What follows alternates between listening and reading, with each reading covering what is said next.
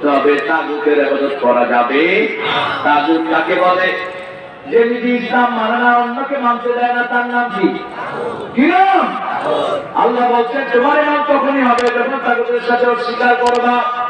লা ইকরাহা ফিদ্দীন قد تبين الرشد من الغي فمن يكفر بالطاغوت ويؤمن بالله فقد استمسك بالعروة الوثقى لا انفصام لها والله سميع عليم।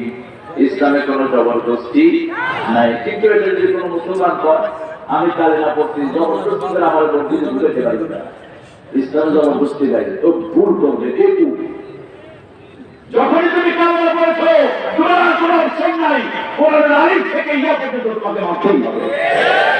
এটা বলবে একজন অমুসলিম। একজন হিন্দু কি আপনি বলতে পারবেন না ভাই তোমার কিন্তু মসজিদে ঢুকতেই হইবে। একজন খ্রিস্টানকে আপনি এটা বলতে পারবেন? তিনি যদি এই কালেমা পড়েছে তার প্রথম দায়িত্ব হলো মসজিদে যাওয়া, ঠিক না ঠিক?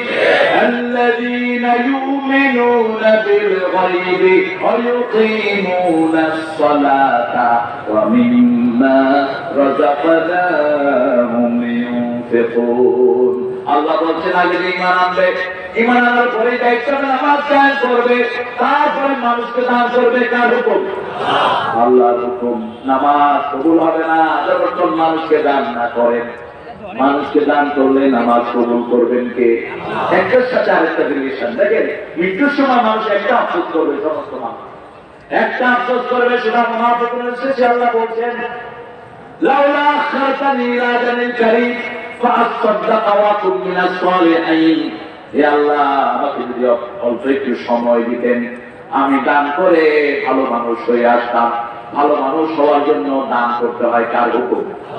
কার হুকুম? আল্লাহর হুকুম। সে আল্লাহ জাল্লা জালালু বলছেন ইবাদত করো, ইবাদত করলেই জান্নাত দিবেন কে? ফাদখুলি ফি ইবাদি ওয়াদখুলি জান্নাতি। বলেন ফাদখুলি ফি ইবাদি ওয়াদখুলি জান্নাতি। আমার ইবাদতে দাখিল হওয়া। রাসূলের কাছে একজন লোক একটা ভাঙা মূর্তি নিয়ে আসছে। ঘটনাটা অত্যন্ত মশহুর ঘটনা বুখারী। ভাঙা মূর্তি নিয়ে আসার পর রাসূল সাল্লাল্লাহু আলাইহি ওয়াসাল্লাম বললেন তোমার মূর্তিটা ভাঙা কেন? ওই রাসূলুল্লাহ এটা ছিল আমার ব্যবসা, আমি এটা নিয়ে ঘুমাতাম, এটাকে নিয়ে বাহিরে যেতাম, এটা নিয়ে সফর করতাম। তো একদিন সফরে বেরিয়েছি, আমার পেশা করেছে, আমি চিন্তা করলাম ব্যবসাকে নিয়ে এই কাজ করা উচিত। আমি এটাকে রেখে আমার কাজ সারতে গেলাম। এসে দেখি দেবতার গায়ে পানি, মনে করলাম বরকতের পানি হবে। আমি এটা টাকা শুরু করলাম। তো যেহেতু দেখি যে কিরকম তপ্ত গন্ধ আসে, চিন্তা করলাম যে বরকতের পানি হলে গন্ধ হবে কেন? চারিদিকে চোখ বুঝিয়ে দেখি দূরে তিনটা একটা কুত্তার নিচে কি পানি। কুত্তার হচ্ছে যাবে তার মুখে মেজাজটা গেল খারাপ হইয়া। বললাম তুই খোদা না হুদা, তুই নিজেই বাঁচতে পারো না, আমারে বাঁচাবি কি? আচার মারা শুরু করলাম। আচার মারতে মারতে কল্লা ভাইয়া গেল। সেই ভাঙা কল্লা নিয়ে রাসূলুল্লাহ আপনার কথা ভাবে চললো, আপনি আমাকে আসল আল্লাহর সন্ধান দেন, আমি মুসলমান হয়ে যাই। মানুষকে ভালোবাসবেন, আপনাকে ভালোবাসবেন কে? রাসূল কাউকে দেখলে হাত থেকে দিতেন, বুকে জড়িয়ে ধরতেন। আব্দুল্লাহ বিন উযবা মক্কা থেকে হেঁটে হেঁটে মদিনায় গেলেন, কোন একটা মহিলা নিয়ে যেতে পারলেন না। ছেঁড়া দুই টুকরা কমলি নিয়ে গেলেন, সারা চেহারায় বালি, খাওয়া নাই লওয়া নাই। 4-5 দিন 6 দিন হেঁটে হেঁটে গেলেন। রাসূল দেখে হাত বাড়ালেন। আব্দুল্লাহ বিন উযবা রাসূলের বুকে গিয়ে জায়গা করে নিলেন। রাসূল তার মাথা ধরে আদর করছেন, তার চোখ বেয়ে পানি পড়ছে, চোখের পানিগুলো মুছে দিচ্ছেন রাহমাতাল লিল আলামিন। আব্দুল্লাহ বিন উযবা বলছে এই প্রথম আমার জীবনে কোন পুরুষ মানুষের আদর আমার নসিব হলো। রাসূল সাল্লাল্লাহু আলাইহি ওয়াসাল্লাম বললেন তুমি কে? বলছে আমার নাম আব্দুল উযবা, আমি মায়ের পেটে যখন 6 মাসের, তখন আমার আব্বা বিদায় হয়ে গেছে। আমি যখন হাঁটা চলা শিখেছি, আমার মা আমাকে বলেছেন মুহাম্মদ সাল্লাল্লাহু আলাইহি ওয়াসাল্লামের আব্বা দুনিয়া তারা আসার আগে বিদায় হয়েছেন। আমি যদি দুঃখ ভুলতে যাই, আমি মুহাম্মদের কাছে গেলে দুঃখ বলা যাবে। রাসূল সাল্লাল্লাহু আলাইহি ওয়াসাল্লাম কখনো তিনার নাম বলেন নাই। আব্দুল উজ্জা মুখের দিকে তাকিয়ে বলছে, আপনি হবেন সেই মুহাম্মদ। রাসূল সাল্লাল্লাহু আলাইহি ওয়াসাল্লাম নিজের লুঙ্গি এনে তাকে পরালেন, গোসল করালেন। মা এসে সিদ্দিকা রাদিয়াল্লাহু আনহা বললেন, একজন দামি মেহমান এসেছে, তাকে খাবার দাও। তখন বললেন না, তুমি কালেমা পড়ো, জোর করে ইসলাম আসে নাই। ইসলাম ভালোবাসা দিয়ে এসেছে, ইসলাম মহব্বত দিয়ে এসেছে। ঠিক তবে ঠিক। রাসূল সাল্লাল্লাহু আলাইহি ওয়াসাল্লাম তাকে মসজিদ নববীতে রাখলেন। তিনি বললেন, ইয়া রাসূলুল্লাহ, যে লোকেরা উদ্বাস করে, আমি এটা করতে চাই, আমি ওদের সাথে শামিল হতে চাই। তখন রাসূল বললেন, তার আগে একটা কিছু করতে হবে। তিনি বললেন, আমি সব করতে রাজি আছি, আমি সব ছাড়বো, আপনাকে আমি ছেড়ে দেব না। আমরা সব ছাড়বো, কিন্তু ঈমান ছাড়বো না।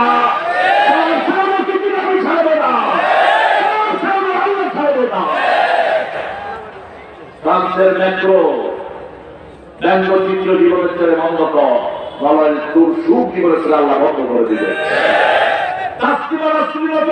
জীবনে আর বাংলাদেশে ঢুকতে পারবে না। এই বাংলাদেশের অন্য ধর্মের লোকরা আমার নবীকে ভালোবাসে।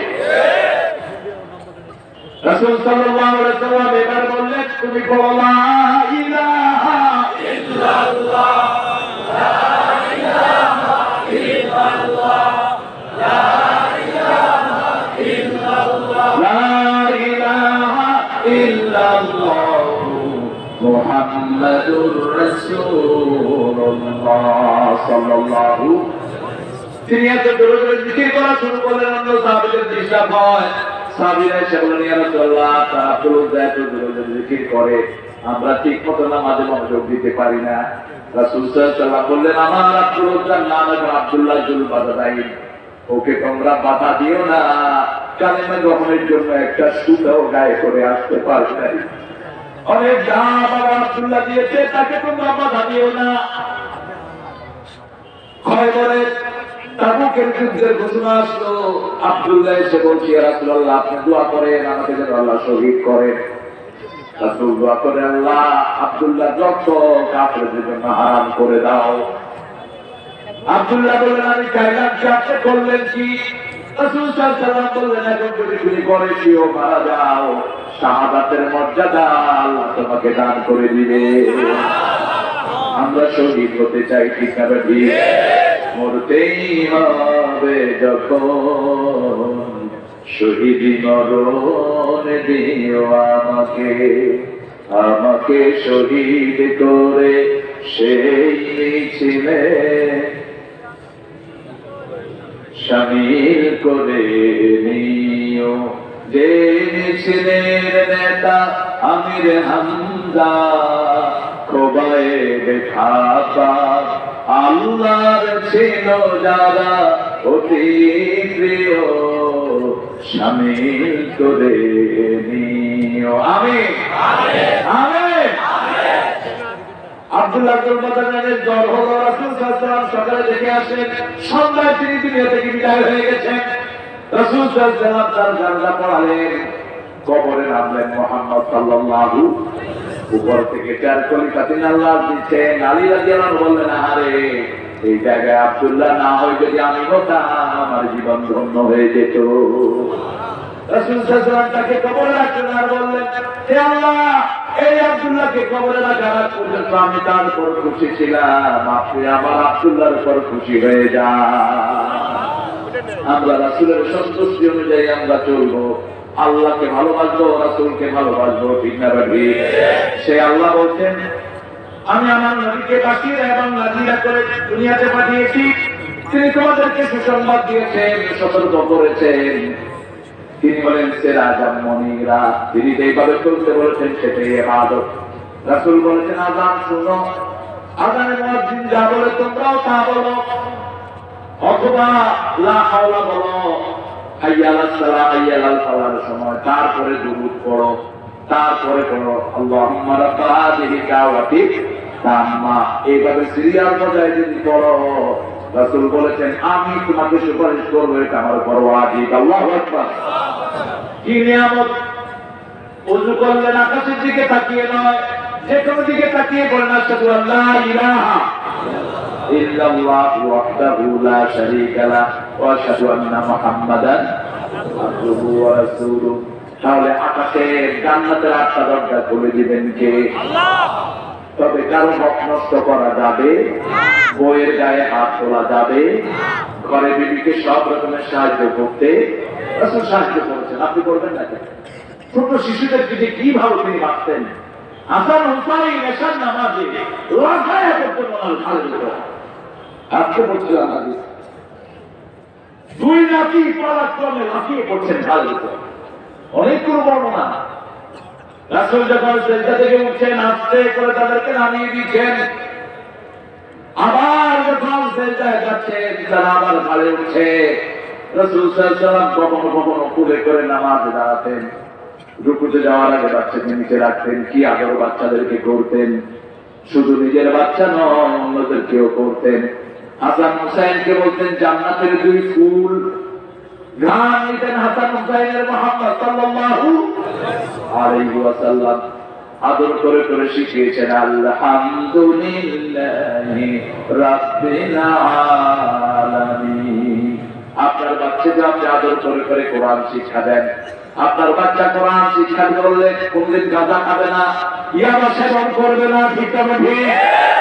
এই ছোট ছোট মাদ্রাসাগুলো একটি জান্নাতের বাগান। কিসের বাগান? ছোট ছোট বাচ্চাগুলো পড়ে আলহামদুলিল্লাহি রাব্বিল আলামিন। টাকা বলে দিয়েছে এক মাদ্রাসা, ছোট বাচ্চা একটা এসে লাভ দিয়ে আমার কোলে, আর তুমি আমার কোলে আসছো কেন? তোর মর এসে নেই, মোর বাড়ি হইতে দিয়ে এখন কেন? হ্যাঁ, তোর বাড়ি বলছে তুই মোর করে আইনি কিনে মূল জিনিস করার পর হাতে তো হয়ে গেছে 7.5 বছর পাতলা, দেখে মনে হয় 4 বছর। তাহলে এবার আমার কি তুই 30 করার পর মুখস্থ করছো সূরা মুজাম্মিল পড়ি শুরু করলো মুজাম্মিল, আর সূরা কিয়ামত আমি পড়ার আগে সে পড়ছে। ওস্তাদেরা বললেন 9 মাসে ছেলে হাফেজ হয়ে গেছে।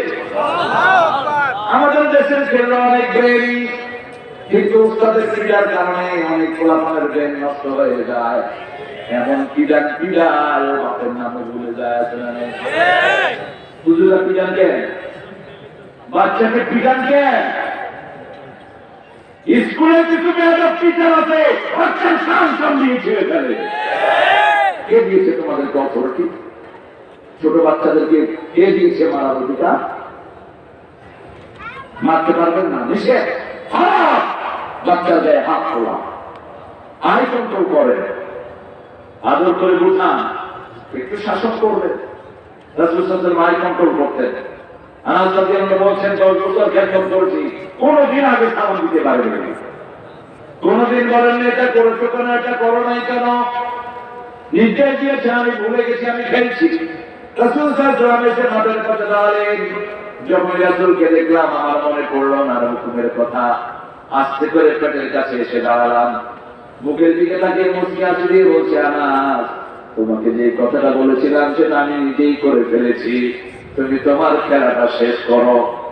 আনাস বলছেন ওই যে মুচকি হাসির শাসন রাসূল আমাকে করেছেন, আমি কি বলে সেটা বলি নাই। ওই যে মুচকি হাসি দিয়ে তিনি আমাকে শাসন করেছেন। হাসান হুসাইনের মুখের লালা রাসূলের মুখে লাগতো। একজন সাহাবী বলছেন হাসান হুসাইনকে ঘাড়ে নিতেন, তাদের লালা পড়তো রাসূলের ঘাড়ে, রাসূল একটু বিরক্ত হতেন না। নিজের সুন্দর আঙ্গুল দিয়ে রাসূলের লালা, হাসান হুসাইনের লালা মুছে দিতেন। আবার কখনো কখনো ঠোঁটের সাথে রাসূল নিজের ঠোঁট লাগিয়ে দিতেন হাসান হুসাইনের। ফতুল বারীর লেখক ইবনে হাজার আসকালানী লিখছেন রাসূলের লালা যে ঠোঁটে লেগেছে ওই ঠোঁট কোনদিন জাহান্নামের আগুনে জ্বলবে না। এই ভালোবাসা মানুষকে দিয়েছেন মুহাম্মদ সাল্লাল্লাহু বাশীরা নাযীরা। কোনদিন নিজের চিন্তা করেন নাই, শুধু উম্মতের চিন্তা করেছেন। সেই রাসূল সাল্লাল্লাহু আলাইহি সাল্লাম কার জন্য বদদুয়া করেন নাই, শুধু বদদুয়া করেছেন, কোরআন নাযিল করেছেন। যারা মুসলমানদেরকে বিভিন্ন জায়গায় হত্যা করে তাদের ব্যাপারে বলেছেন, আনজিল বিহি তাসাকাল্লাযী লা তারুদ্দু আনিল কওমিল মুজরিমিন। যারা পাপিষ্ঠ সমাজ, যারা ক্যাসিনো করে, যারা নারীর ইজ্জত নিয়ে ছিনিয়ে ফেলে, যারা মানুষের অধিকার নষ্ট করে, এদেরকে এমন আযাব দাও যে আযাবের মোকাবেলা এরা করতে পারে না। বাকি সব মানুষকে মাফ করে দিয়েছেন মুহাম্মদ সাল্লাল্লাহু। এই সূরাতে আল্লাহ তাআলা শানআর একটা চমৎকার কথা বলেছেন, সবগুলো কথাই চমৎকার। সময় তো কম, আপনারা তো থাকবেন না বলে না, আমার তো থাকতে হবে। সারা রাত 11:30 হয়ে গেছে। ফজর যদি কাজা করেন তো মুশকিল হয়ে যাবে। আমরা ওয়াদা করছি আজকে দিয়ে 2 রাকাত তাহাজ্জুদ পড়ে শুভ। রাজি আছেন তো? রাজি আছেন তো? আল্লাহ তৌফিক দান করেন। আমিন। নামাজ পড়া খুব ভালো, একটু টেস্ট করেন না। আসসালাতু খায়রুম মিনান নাও। শরীর সুস্থ থাকার জন্য ডাক্তার ঘুম দেয়, আপনি ঘুম না দিয়ে নামাজ নামান, আপনার শরীর সুস্থ হয়ে যাবে। যদি অনুমান করেন যে করোনা হয়তো আমাকে ধরে ফেলেছে, সাথে নামাজ নাও, হেফাজত করবেন কে? নামাজে যখন কেউ দাঁড়ায় রাখুন বলেছেন আল্লাহ 3 ফেরেশতা তার জন্য নিয়োগ করেন। আল্লাহ নিজে সরাসরি রহমতের দুয়ার তার জন্য খুলে দেয়। যখন লোকটা সেজদায় যায়, আল্লাহর মধ্যে বান্দার মধ্যে কোনো পর্দা থাকে, যা চাইবে তা কবুল করে দিবেন কে? তবে কোরআন হাদিসের দোয়া করা শর্ত নয়। নকল নামাজে বাংলা ভাষায় দোয়া করতে পারবেন, কোনো অসুবিধা নাই। নিজের ভাষায় দোয়া করবেন। একজন মুসলিমের ভাষা, এখানের ভাষা, আপনাদের ভাষা তো সুন্দর। ঢাকায় ভাষা দোয়া করতে পারবেন, আল্লাহ দিবেন না কেলা হয় জি আল্লাহ বুঝছেন নাকি? চট্টগ্রামের ভাষায় করতে পারেন, আল্লাহ নদী ফেল নাই কি সুন্দর। আহারে কত সুন্দর মাতৃভাষা আল্লাহ দিয়েছেন। সূরা রুমের মধ্যে বলেছেন কেন দিয়েছেন, যাতে তার আপু একজন আরেকজনকে চিনতে পারো, ঠিক কিনা? যখন আসে রে পালা করছি তিন আপনার তো তোর মাতাল চলে আসে, সাথে সাথে পরিবারের থেকে লোকজন আসবে, মিশিং থেকে আসবে। দেখেন বাংলাদেশ ছোট্ট দেশ, কিন্তু এত বিচিত্র, এত সুন্দর পৃথিবীর কোন দেশ এত বিচিত্র নেই। প্রত্যেক এলাকার একটা বৈশিষ্ট্য আছে না নাই? এখানে এই এলাকায় শুধু ফল আর ফল, কাঁঠাল আছে না নাই, আনারস আছে না নাই, পেয়ারা আছে না নাই? কে দিয়েছে এই নিয়ামত? সেজন্য নিয়ামত খেয়ে কে আবাদত করবো কার? আল্লাহ বলছেন ইস্তাগফিরু রাব্বাকুম আনিস্তাগফিরু রাব্বাকুম সুম্মা তুবু ইলাইহি। আল্লাহর কাছে মাফ চাও, তওবা করো, তাহলে সুন্দর জীবন তিনি তোমাদেরকে দান করে দিবেন। সুন্দর জীবন দিলেন। ইস্তেগফার কি করবেন? আস্তাগফিরুল্লাহ একটু পড়ে হয়, আস্তাগফিরুল্লাহ ইস্তেগফার হক আদায় হয়ে যাবে।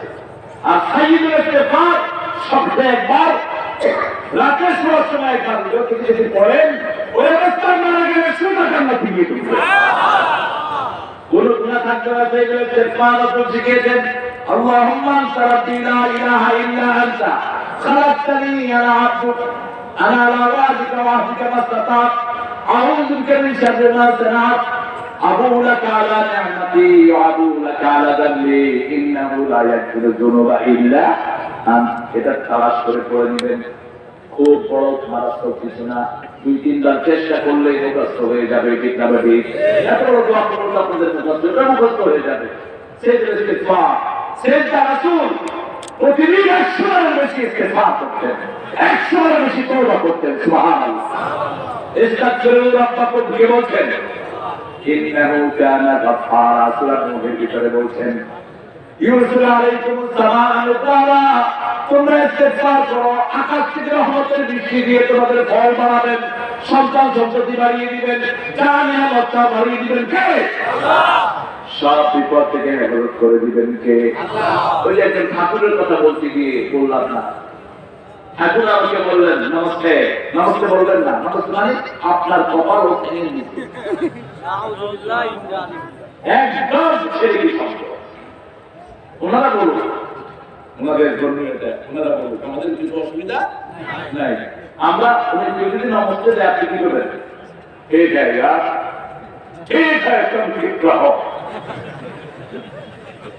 যেমন চায়না, কোরিয়ার লোকেরা, জাপানি লোকেরা শুধু মাথা মতো করে, এমনি এমনি করে। আরে কি মুশকিল, আপনি এমনি করে এমনি করে মাথা নয়তে নয়তে 3 মহিনা মাথা নয়তে পারেন, ওটা লাগবে। তো তিনি আমাকে বলেন নমস্তে, ঠিক আছে গুরুজি, আজই খেয়াল ঠিক আছে। দুনিয়াতে একজনের ভয় করবেন, তিনি কে? তিনি কে? আর কারো ভয় যেন মনে না থাকে, কেউ আবার কিচ্ছু করতে পারবে না। আপনি যখন কারো প্রতি আঙুল দেখা, ওই বুড়া আঙুলের দিকে কিছু করতে পারবে, যেরকম বুড়া আঙুল দেখে না, এখানে আঙুল কোন দিকে থাকে, এটা কোন দিকে, এটা কোন দিকে, এটা ওর দিকে থাকে, এটা শুরু করতে পারবে। করার মালিক কে? ভালো রাখার মালিক কে? তো তিনি আমাকে বললেন, ইয়া आप शायद आलिम होंगे, মনে হয় আপনি আলেম। আচ্ছা এলেম নেই, কোশিশ করতা हूं, চেষ্টা করছি, এলেম কারণ কিছু নেই, চেষ্টা করছি। আপনার চেষ্টারই মালিক, ঠিক কি না? নিজেকে ছোট করে রাখবেন, তাহলে বড় করে দিবেন কেউ। আপনি দিবেন আমাদের দিন, তাহলে আপনি অহংকারী, আপনাকে চিনতে হবে কেন? আপনাকে চেনার কোনো দরকার নেই। রাসূল সাল্লাল্লাহু আলাইহি ওয়াসাল্লামকে কেউ যখন বলতো তুমি কে, তিনি বলতেন আমি মুহাম্মদ ইবনে আব্দুল্লাহ, আমি আব্দুল্লাহ ছেলে মুহাম্মদ সাল্লাল্লাহু আলাইহি ওয়াসাল্লাম। तो তিনি আমাকে বললেন যে आगाज होता है ये तूफान से अपने गौर में, लेकिन ये तो आदत है। जरा बोलते आप क्या करते हैं? বঙ্গোপসাগরে তুফান উঠে ধাক্কা দেয় ভারতে, বুঝলাম না দেখছি কি করেন? আমি বললাম যখনই আমাদের দেশে তুফান উঠে কোন ধর্ম থাকে না, সব এক ধর্ম, ঠিক না ঠিক? সবাই একসাথে বলে লা ইলাহা ইল্লাল্লাহ,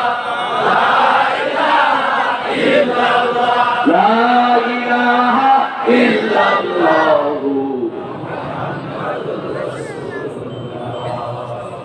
এটা আরো জীবন্ত হয়েছে। আমি শরীয়তপুর থেকে আসছিলাম একবার, এপ্রিল মাস, নদীতে উঠে তুফান, অনেক হিন্দু ভাই বোনেরা আসি করে হুজুর কি হয়েছে, হুজুর আপনি একটু আজান দেন। তোমরা কি করবে? তো আমরা আজান দেবো। আমার কাছে আসলে আপনারটা যদি তো বুঝবো আগে, কারণ আপনার তো এটা লোক গুটি পড়া মানুষ। আল্লাহ ঠিক আছে, তোমরা একটু আল্লাহ ডাকো, আমি একটু শুনি আল্লাহ আল্লাহ আল্লাহ না। একটা হলো শ্রেষ্ঠ তসবিহ সুবহানাল্লাহ, আলহামদুলিল্লাহ, আল্লাহু আকবার, লা ইলাহা ইল্লাল্লাহ। ওই কোনো সেন্টেন্স করবেন, আল্লাহু আকবার, আল্লাহ সবচেয়ে বড়, সুবহানাল্লাহ, আল্লাহ থেকে মহব্বত আর কেউ নাই, আলহামদুলিল্লাহ, সকল প্রশংসা আল্লাহ, লা ইলাহা ইল্লাল্লাহ। সব ইলাহে, সব ইলাহ থেকে মুখ ফিরিয়ে একজনকে মানতে হবে, তিনি কে? আল্লাহ। এবার শুরু হলো, আমি আল্লাহর কাছে করছি, তারা করছে, অল্পক্ষণের মধ্যে তুফান বন্ধ। যত বড় তুফান হোক, আজান দিবেন, তুফানে আপনার ঘরটাকে কিছু করতে পারবে? আগুন লাগবে, দোয়া করেন, কুলনা ইয়া নারু কুনি বারদান ওয়া সালামান আলা ইব্রাহিম। সাগরে কিছু হলে পড়েন লা ইলাহা ইল্লা আনতা সুবহানাকা ইন্নী কুনতু মিনাজ জালিমিন। সাথে সাথে জবাব দেন কে? রাসূল বলছেন সবচেয়ে দ্রুত যে দোয়াটা জবাব দেয় সেটা হলো লা ইলাহা ইল্লা আনতা সুবহানাকা ইন্নী কুনতু মিনাজ জালিমিন। যে কোনো বিপদ, যত বড় বিপদ হোক, এটা বলবেন, সাথে সাথে জবাব আসবে, সুবহানাল্লাহ। সবচেয়ে তরিক জবাব, فاستجبنا له ونجيناه من الغم وكذلك ننجي المؤمنين। সাথে সাথে জবাব দিবেন কে? আর একটু ধীরে জবাব দেন, রব্বে ইন্নী মাসসানিয়াদ-দুর ওয়া আনতা আরহামুর রাহিমিন। কোন নবী? আইয়ুব আলাইহিস সালাম। কোন নবী?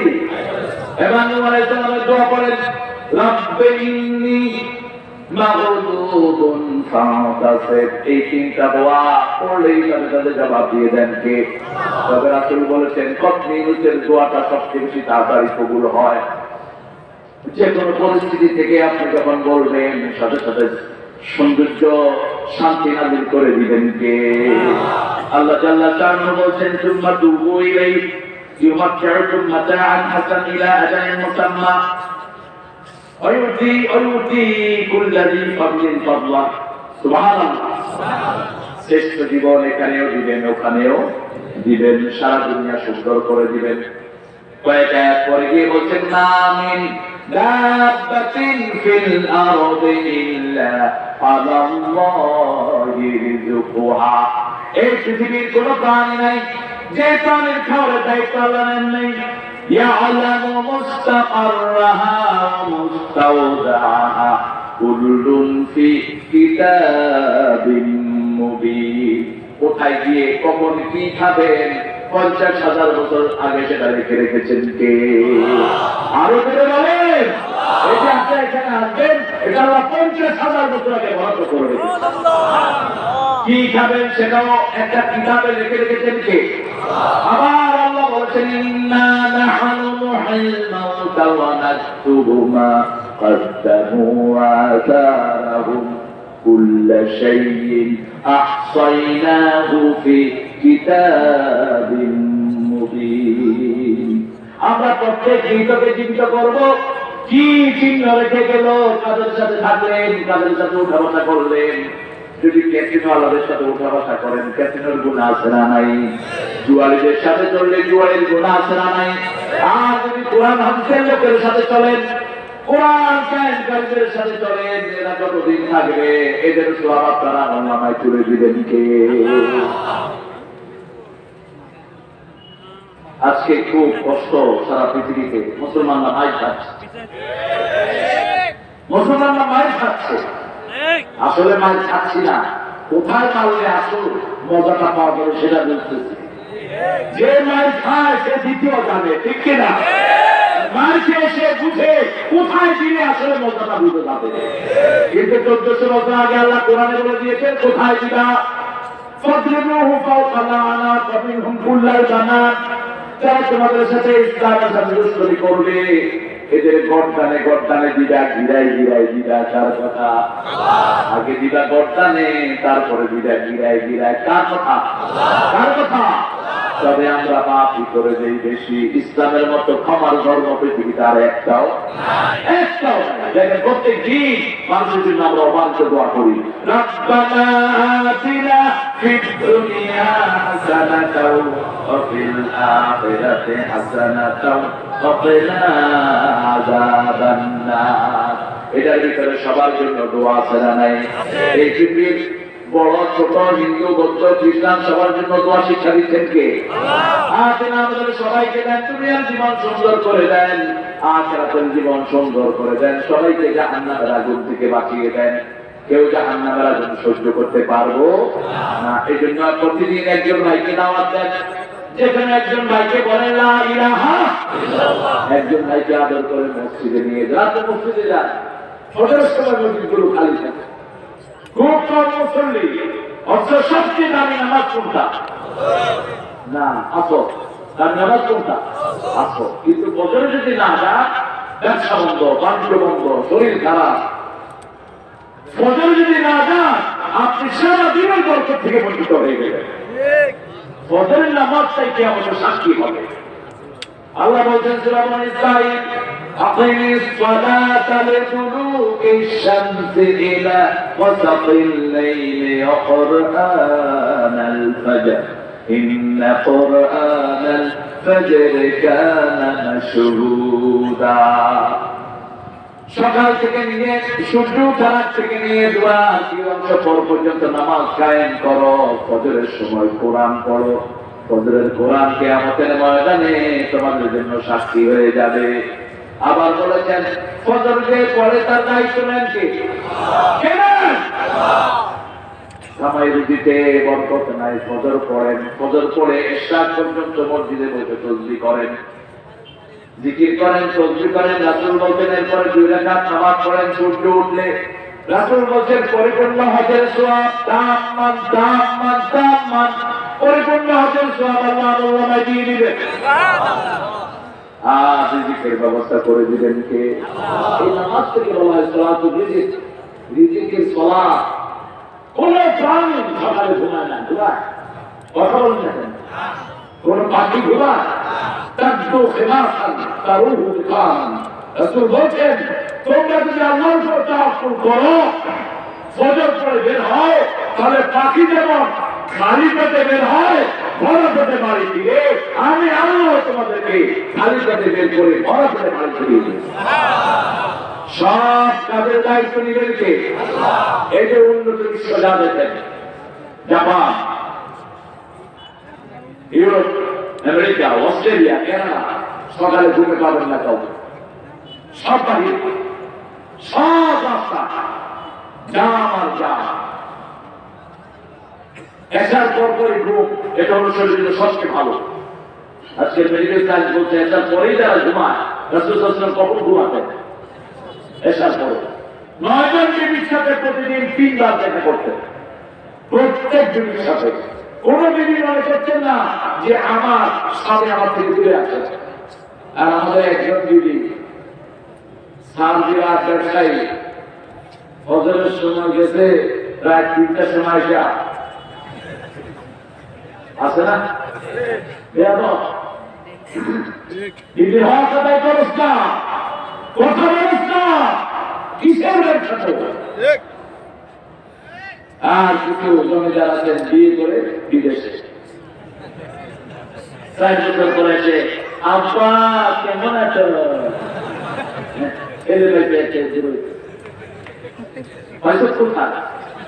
সূরা বাকারা 226 রাখেন।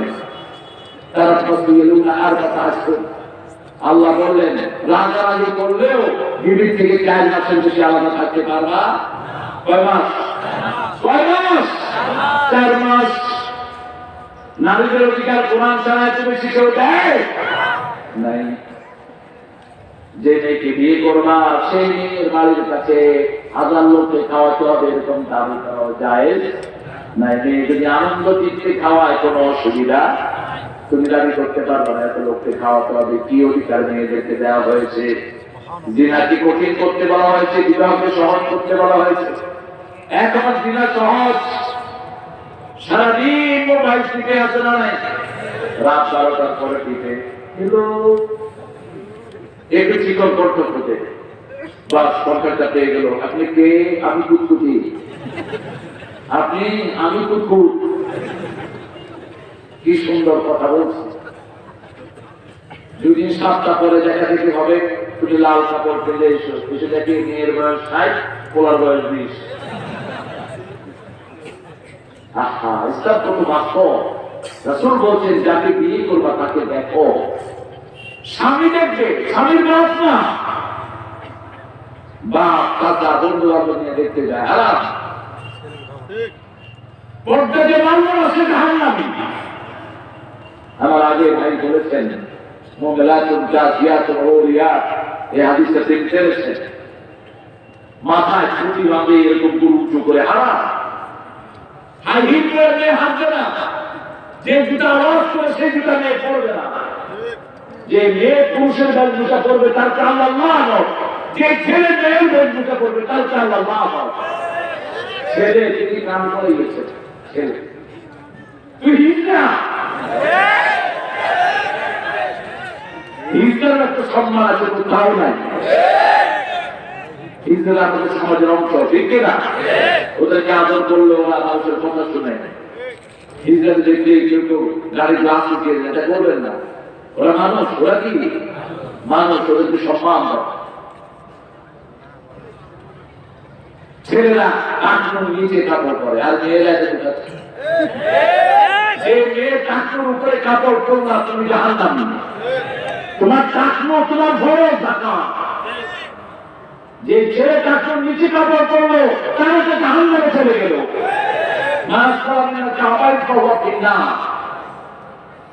এই নিয়মগুলো আমরা মেনে চলবো। আমাদের রিজিকের ব্যবস্থা করে দিবেন কে? বিপদ থেকে আমাদের করবেন কে?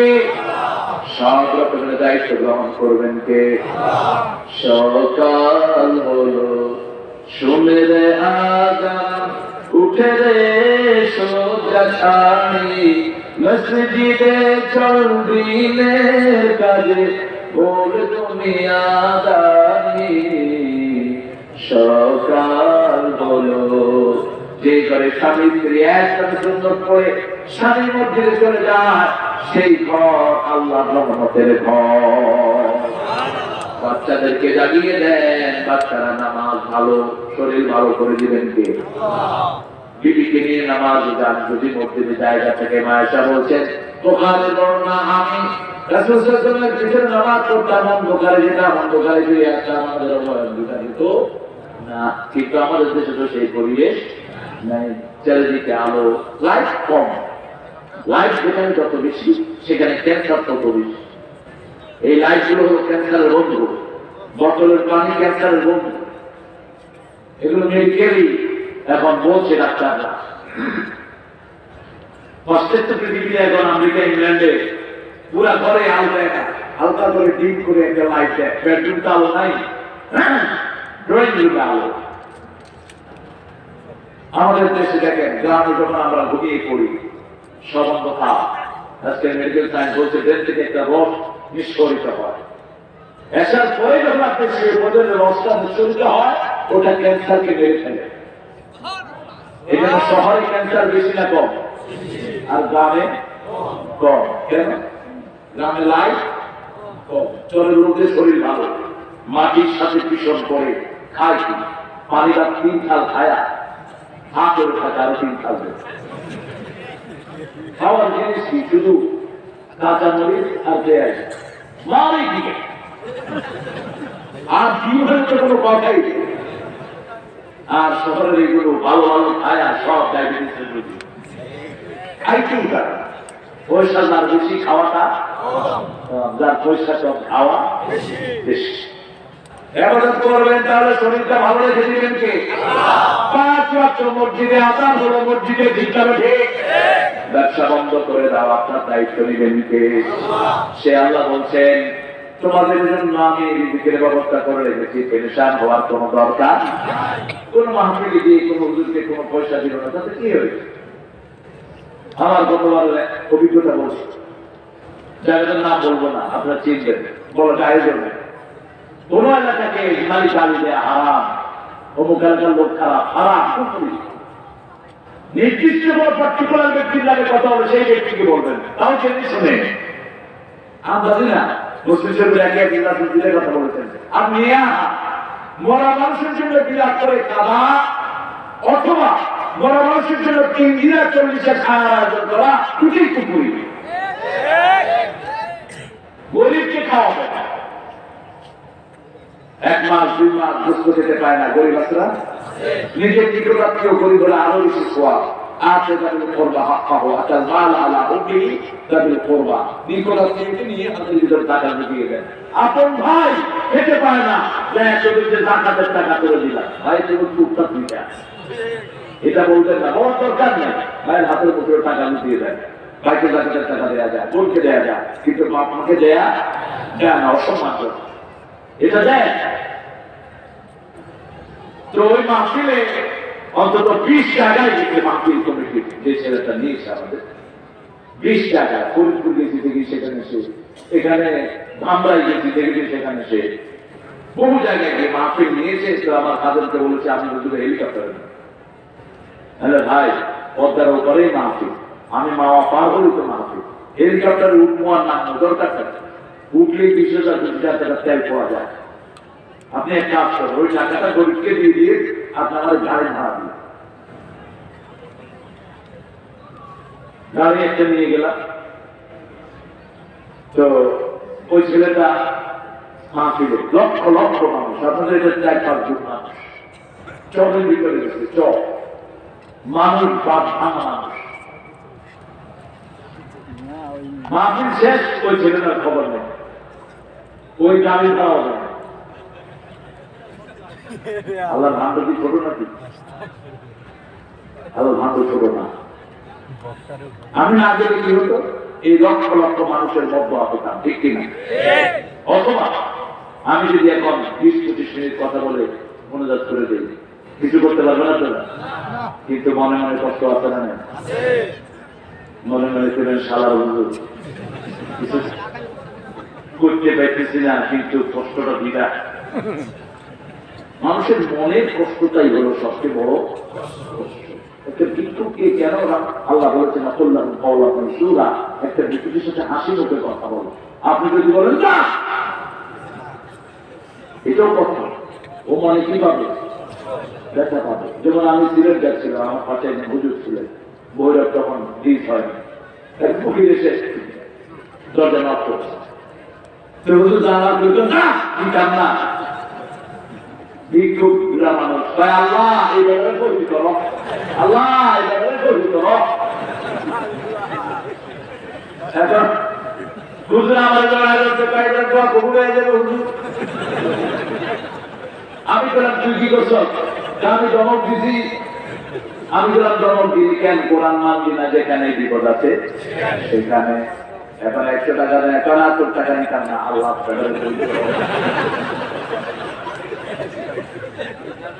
কেন জমক দিবেন? জমক দেওয়ার কোন অধিকার নাই। রাসূলের অভ্যাস ছিল, ওনার কাছে যে যা চাইতো তাকে তিনি তাই দিতেন। একজন গরিব সাহাবী এসে বলছে, হুজুর আমি বিয়ে করবো, গরিব মানুষ, তোমার কি আছে? হুজুর কিছু নাই, কিছু নাই, আমি 7-8টা সূরা মুখস্থ করেছি, আর কিছু নাই আমার কাছে। রাসূল বললেন, তুমি চিন্তা করো না, এই 7-8টা সূরা মেয়েকে তুমি মুখস্থ করায় দিও, এটাই তো হলো তোমার পহরানা। কি নবী আমরা পেয়েছি, যে যা চাইতো তাই দিতেন। ছোট বাচ্চাদের প্রতিদিন কখনো ফিরাতেন? আপনার চলেও বাচ্চার সাথে মিথ্যে কথা বলতে নিষেধ করেছেন মুহাম্মদ সাল্লাল্লাহু। জীবনের শেষ জিনিস মুখে নিয়ে গেলেন বিবির লালা।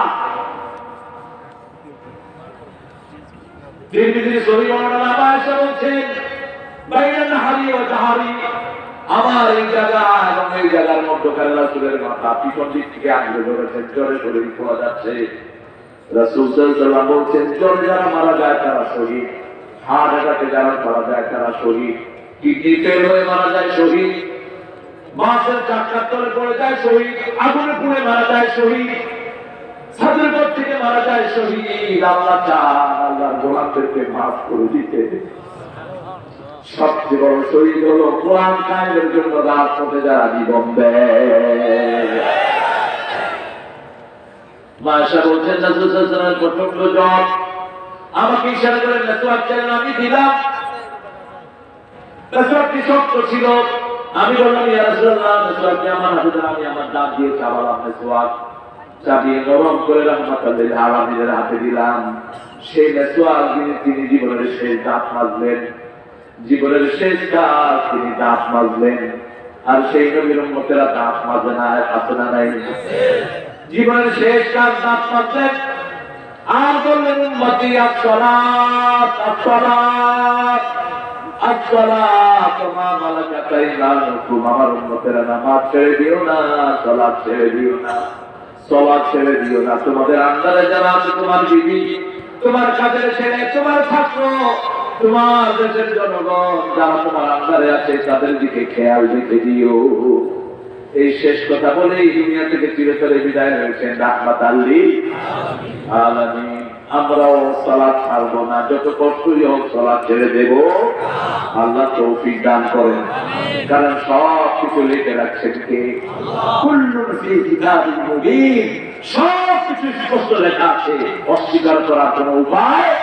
ফামান ইয়া'মাল মিসকালা যাররাতিন খায়রান ইয়ারাহু ومن يعمل مثقال ذرة شرا يره। যারা হলো যেটা খালি চোখে দেখা যায় না, সব কিছু হেফাজত করছেন কে? সেজন্য গোপনে আলে আবদালে এমন কিছু করবো না যেটা আল্লাহ পছন্দ করেন না। কারো বদনামিও গোপনে করবো না, কারো সম্মান দিয়ে সামনে যা দেবো পিছনেও তা দিব, ঠিক কিনা? এখন তো মানুষের কাছে অনেক টেকনোলজি, একজন একজনের নাম ধরছে, সেটাও মানুষ কদর করে দিয়ে দিচ্ছে, আছে না? আপনি গোপনেও কাউকে বিবৃতিমূলক কথা বলবে, আপনি আপনার ভাইকে সম্মান দিবেন, আপনার সম্মান বাড়িয়ে দিবেন কে? এই মাহফিলটা প্রতি বছর হোক, আপনারা চান? যাওয়ার সময় আফজখানার ছেলেদের জন্য যতটুকু পারেন আপনারা দিবেন। এই হেফজখানার ছেলেগুলো এক একটা রকম হয়, ছেলেগুলো হেফজখানায় এত আদর, বাচ্চারা হেফজখানায় দিবেন। আপনার পয়সা রয়েছে, তাতে কি হয়েছে? বহু পয়সা ভিক্ষ পায় না, এখন ভিক্ষি না। ওই যে ক্যাপিটালের মালিক এখন দায়িত্ব পায় না, আছে না? নাই? এই মিডিয়ার ছেলেগুলোর দিকে খেয়াল রাখবেন। আর কোন কথা আছে? ব্যাগ আছে, ব্যাগ নিয়ে যাচ্ছে ছেলেরা, আপনারা একটু ব্যাগের সাথে সাক্ষাৎ করবেন, একটু কাফারাতুল মজলিস করেন, সুবহানাকা আল্লাহুম্মা ওয়া বিহামদিক আশহাদু আল লা ইলাহা ইল্লা আনতা আস্তাগফিরুকা ওয়া আতুবু ইলাইক। অনেকেই দোয়া চেয়েছেন, আমরা দোয়া না করে যাব না। এত বড় লক্ষ লক্ষ আল্লাহর ওলিদের মাহফিল, আপনারা এইভাবে যাবেন না।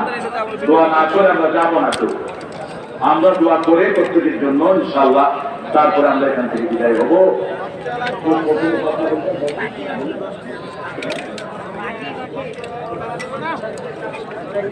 কালেকশনের ব্যাগ নিয়ে যাচ্ছে ছেলেরা, আপনারা একটু দিবেন। এতক্ষণ ঢুকতে পারেনি, কারণ পুরো মাঠেই তো কোনো জায়গা নেই নড়া, অথবা আপনারা আজ নিজেই বের হবে।